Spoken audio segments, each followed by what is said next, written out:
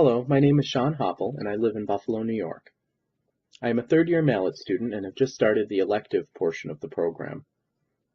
I work at the University at Buffalo as the Auxiliary Aids and Services Coordinator in the Office of Accessibility Resources. This is a new job that I've just started in December. It was a lifelong goal of mine to work in student counseling or student advising. I previously worked in the medical school in administrative support, and I'm very excited to make the transition to student services. My position at the university is legally mandated through the Americans with Disabilities Act, and I am responsible for providing alternative format text as well as assistive technology to include students with disabilities in the full experience of a college education. It is my mission to research new tools that could be utilized enterprise-wide at the university and deployed to students with learning disabilities or visual or audio impairments.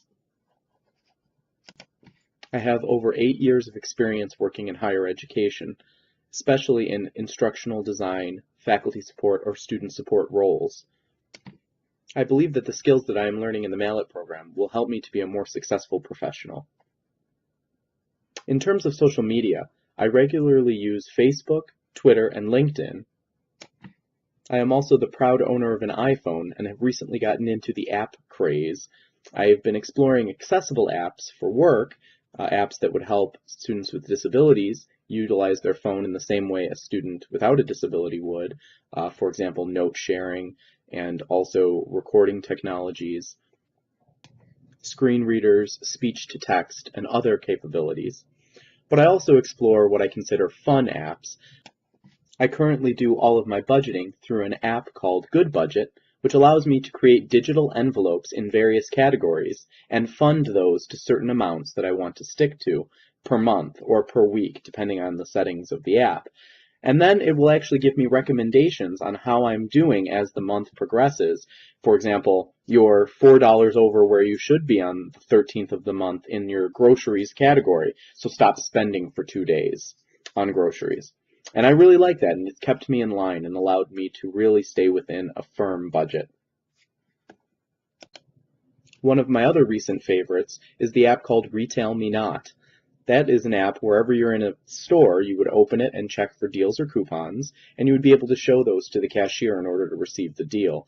It's great because I often don't have the time to review circulars or print ads to see what's on sale. So if I happen to be in a plaza and I walk into a store, I check Retail Me Not to see if there's anything on promotion for that store.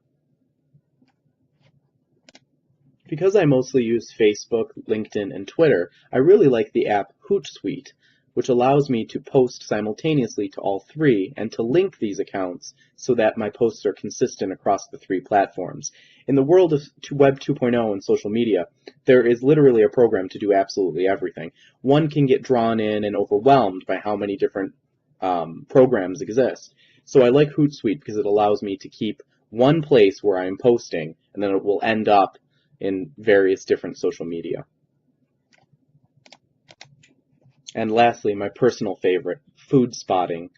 I love to go out to eat, and I try very exciting exotic cuisines. I'm lucky enough in Buffalo, New York, to have my pick. I recently went to Buffalo's first Burmese restaurant, and I also went to a brand new Bosnian restaurant, which are both very exciting that we're able to have here in Buffalo. I also enjoy Ethiopian cuisine, Nepalese, Japanese, you name it. So I use food spotting in order to publish the dishes that I have, and I share that across all folks who are friends with me on food spotting. So I would go to a restaurant, I would be served the dish, and before I start to eat it, I would actually take a photo through the program Food Spotting, upload it immediately to the internet, and make some quick comments on either what I chose as a side dish or if I liked it or not. I really enjoy it, and I'm able to see the wonderful dishes that my friends have when they go out, and then when I go to certain restaurants, I know what's good, literally what looks good. So again, that's my personal favorite. In terms of what I hope to get out of this class, I have always been interested in learning analytics. One of my favorite YouTube videos that I've been exposed to in the MALET program is the idea of the digital Aristotle, using learning analytics to create a personal tutor that would grow along with the level of intelligence and knowledge of the pupil.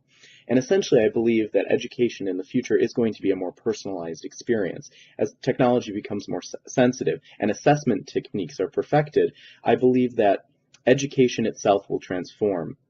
And I'm very interested to know what's on the cutting edge of the field of learning analytics and advanced assessment. In addition, on a more local level, I feel that having a strong knowledge of assessment practices would help for anyone working in higher education or in administration, um, specifically administration within education.